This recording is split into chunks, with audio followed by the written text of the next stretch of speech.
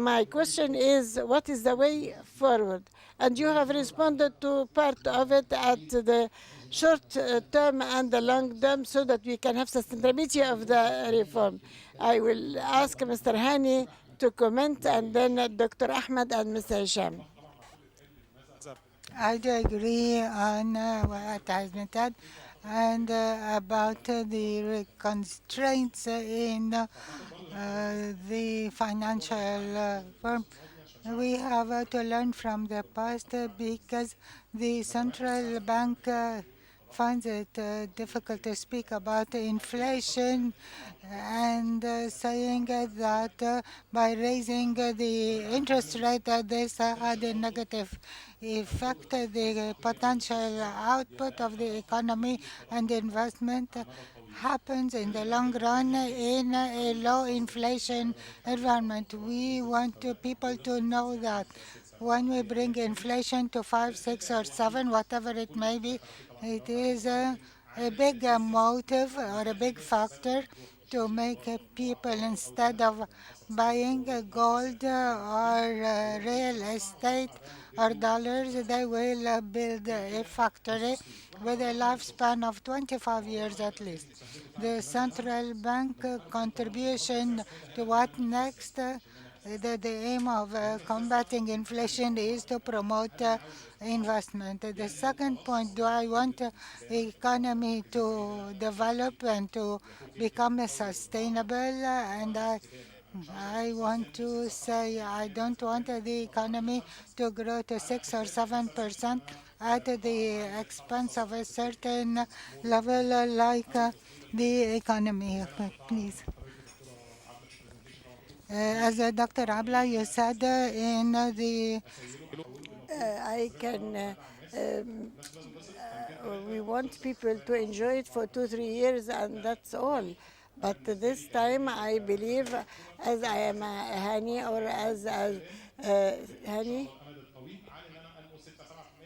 it is better for us to wait than to have it all in one year. The third point I wish to refer to with regard to the way forward is the issue of we should consider economic reform as, for example, let's say it is like a car. We want to speak of the motor of the car, but we as a central bank we look at the brakes and what happens if we we look for the shock absorption ability. I, as a central bank, and as we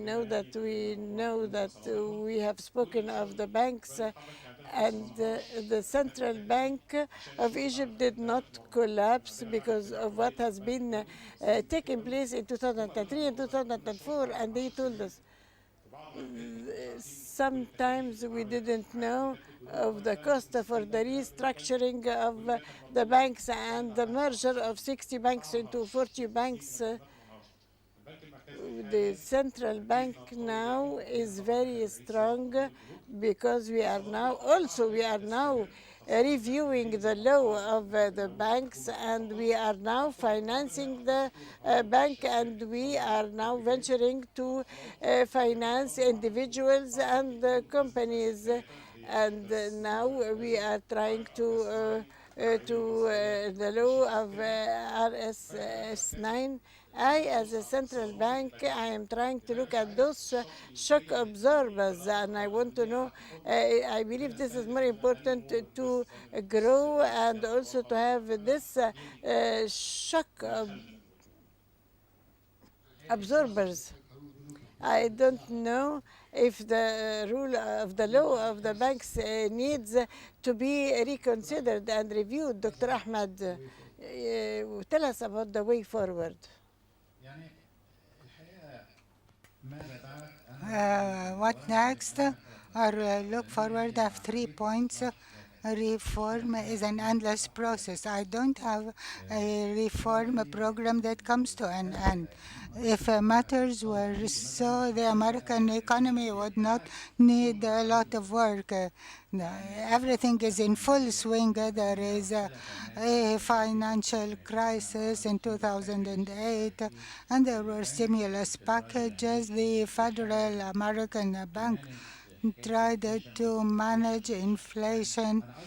So this is to say that at the macro level, but here you find people complaining of health insurance and so on. So this is to say that reform is an endless process. If you can imagine that reform will end after 3 years, everyone must realize that people entrusted with carrying out the reform can give us or should give us indications that reform is a continuing process.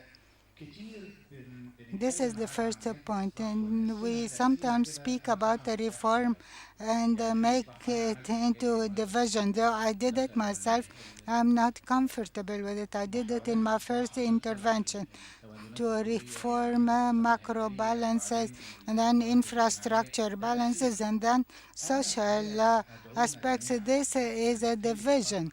I am inviting all of us to start to think of reform as identifying the problems we need to solve and to benefit from accumulating knowledge in dealing with this problem.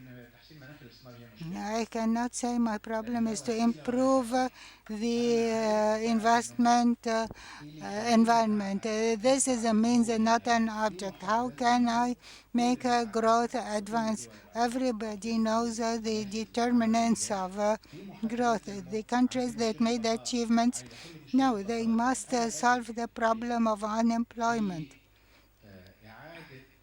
I find that in reformulating the type of reform you want, benefit will be higher if it is done within the framework of a certain problem.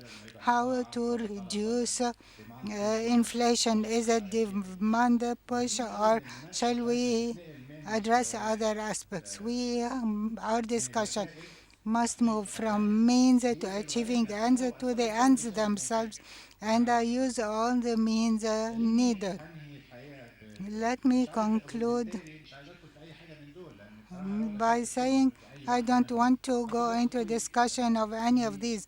It will take a lot of discussion. There are several solutions. Things succeeded, others did not, and there are differences on them. I want to conclude by saying, mention a point that was not mentioned so far. I'm fully convinced that any economic reform process must be accompanied by political reform. If the political regime does not allow explaining views and counter points, and the parliament is doing its supervisory executive task. There are checks and balances. There are many parties. Civil society has a role. If we do not make real achievement, we have a very good constitution. We need to operationalize it and to make political practices mature like mature countries. Political policies are screened by politicians. If politicians don't want them, they would not accept or listen to good economists, even if they were as good as Dr. Abla. They want to listen to what they want. We don't want to say suddenly or by force children cannot go to university in 2 years. Things that take course, but at least we know that I have to pass through educational stages before reaching university. I need to know. Thank you. We will have questions and answers. So please be ready. If you have a question, please present it, and Dr. Abla will take it down. Hisham, what next? The means or the end are clear. Of course, they want the Egyptian citizens standard to rise, and this should apply to all categories. This requires growth.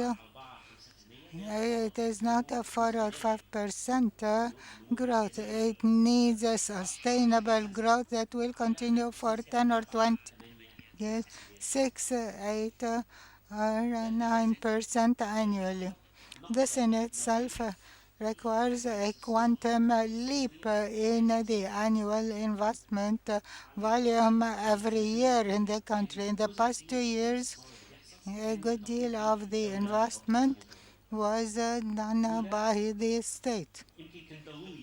Maybe it wasn't necessary because there was a vacuum and the infrastructure with the roads, electricity, the state alone could do that. This was done and it was funded by contracting debts. The nature of investment in the past 2 years cannot continue in this manner. No country in the world developed without investing done by the private sector, basically, and part of it foreign investment inside or outside the country. And when we speak about a look forward, the big challenge, the big real challenge at the beginning of economic reform and devaluation and reducing subsidies after this stage, what next should be focused on encouraging investment, the private and local and the foreign investment. This requires sustainability and continuity of fiscal and monetary reforms in the sense of the state budget must continue reducing subsidies and expanding the tax base for the state. As for the monetary reforms, the temporary changes in the interest rate should go down to encourage investment. Anyone said, would I put my money in deposit or invested? The answer would be invested instead of depositing it for a 20% interest. What Dr. Ziad and Dr. Galal spoke about in speaking about the legal and procedural reforms of people doing business. We are in a country where doing business is very difficult. It is easier to set up a company and get the licenses. Getting the licenses is more difficult than establishing a company. When I speak about investment, I keep in mind youth doing a small business and giant projects, local companies, international companies which think, shall I go to Egypt, Turkey, Morocco, or the UAE? They must spontaneously say Egypt has a better investment environment. This is a bit different from what Dr. Ziad said. The new laws are good and they must be complemented with a new labor law, and our corporate law is 35 years old. The world has changed a lot in the past 35 years. These laws make a quantum leap in the legislative framework. It's not a matter of law, it is a law that is in need of concentration on these aspects, because at the end of the day, we want the hard pill that we will continue to take will yield job opportunities and projects and income levels to all Egyptians to rise for all categories. Thank you. You said establishing companies is easier than licensing them. Recently, it was announced that they will take 1 week. That's what was said instead of a whole year. It remains to be seen. Dr. Abla, we want to know what is your opinion and what next? We have prepared it.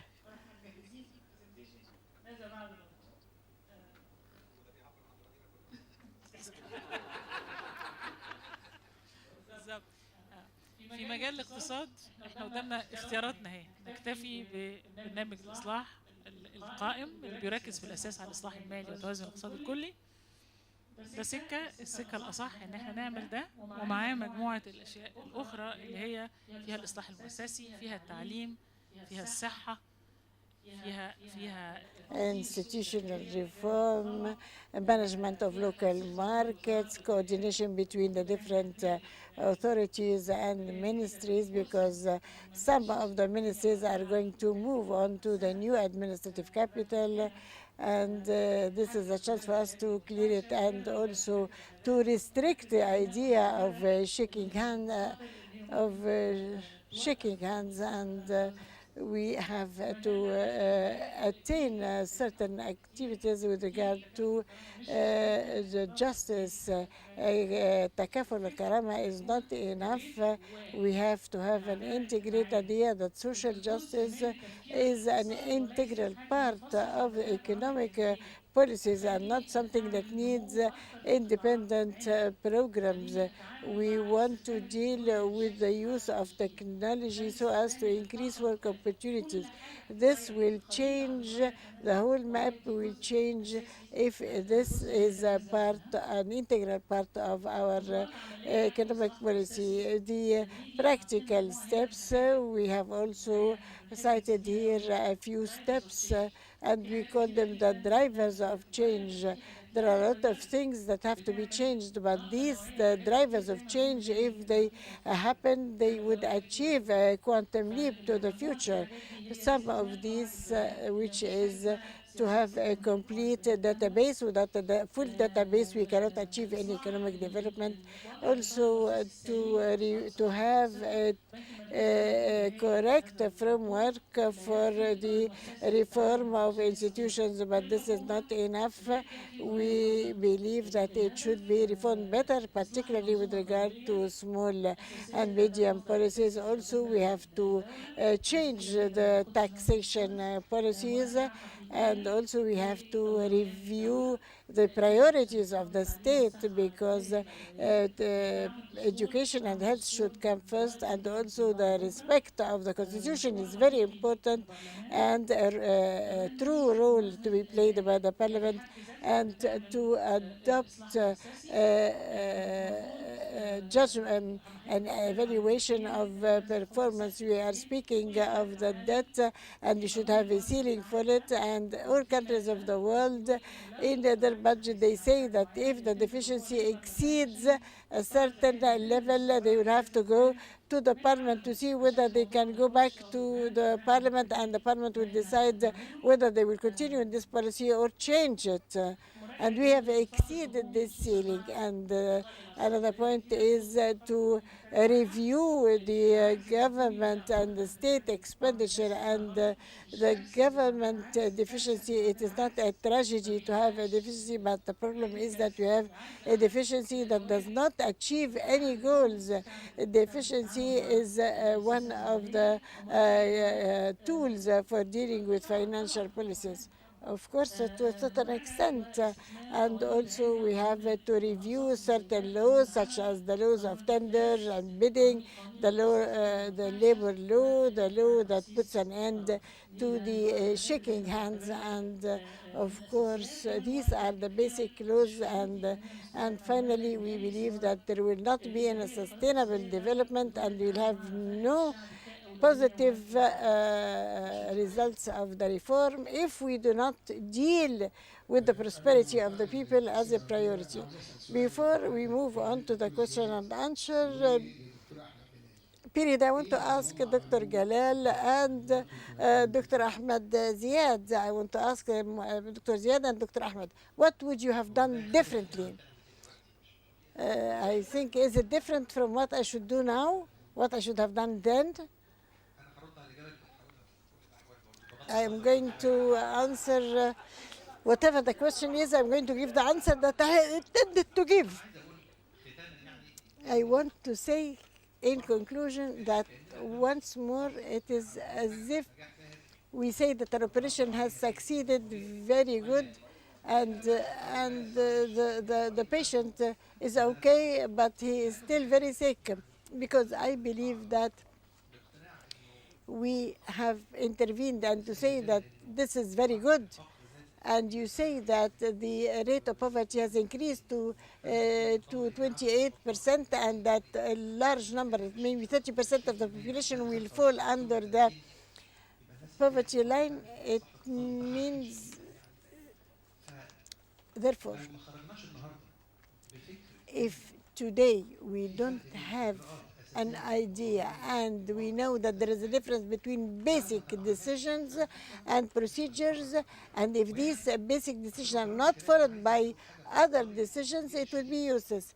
I want to say, and I want to say very clearly, that all the decisions taken by the central bank were good for the first wave, but when we speak of the second wave of reform, it will have to be in the hands of the government. It requires a certain political environment. I believe that the first tools that were used in the first wave of reform are not the same tools that are to be used in the second wave of reform. Otherwise, we will not be able to improve or advance. What we should have done now is three things. First of all, we have to move on economic reform from basic indicators to the mechanisms that could help us in our everyday dealings. And second, to review and check the increased role of the state in interfering in or participating in the activities without determining certain activities in which it should play a role, and also to give a chance to the civil society organizations to play the role. And finally, I support what has been said by Dr. Ahmed Jalal. The economic fund should be accompanied by social reform. It cannot be achieved by decisions that are taken at the central level. I think there are limited resources in the country, and these resources should be used properly. And who is to determine this use of these limited resources? It's not only the state, but it's the people who should participate in the distribution and allocation of these national resources of the state. Dr. Ziad and Dr. Ahmed are responding to questions that have not been asked. Can I ask a friend to help me? What could have been done? I believe that there is something proper for every time. What is appropriate for one time cannot be appropriate for the other. Therefore, I believe that what has been done cannot be done at another time. What can be done by the government and in several years ago cannot be done now. The question is not It's not an accountability or asking people what they have achieved. And I know that those who are outside the circles of decision makers may tell us what to do, but when they are inside the circle, they cannot take such a decision. I know that it is a very difficult issue for those who are in charge and who are those in the ministries are suffering. We know the ministers are really suffering, and we always blame them. But having said that, I believe that my opinion anyway is general. I believe we have to redraft what has been said earlier. I believe that Egypt has a true chance to be by far more than it is now. And I believe also that the issue is not as difficult as it appears, but I think we should start on the right path. And the right path should be that we should be developed politically. I don't know any country in the whole world where it has prosperity and whatever. And I believe that the communities cannot develop except through achieving development at the political level. Second point is the technical details may differ, or if there's a deficiency, we may differ with Hani on certain points, but there is a logic. For example, the issue which I am always thinking of, and I don't know what is the status of these economic policies. Is it expansionist or not? I don't know. But it is expansionist without having the intention to be so. This is the truth. I want us to know what we are doing to achieve what. We shall find the technical means of dealing with the problem. I will conclude with one point only, and that is I believe that there is something called the reform from the top and reform from the base. And that I think we are concentrating more than necessary on reform from the top. And people believe that if they have a major problem at the top, they would have reformed the economy. But I want to say no, there are so many projects everywhere and at all levels. Take whatever you can take from these projects.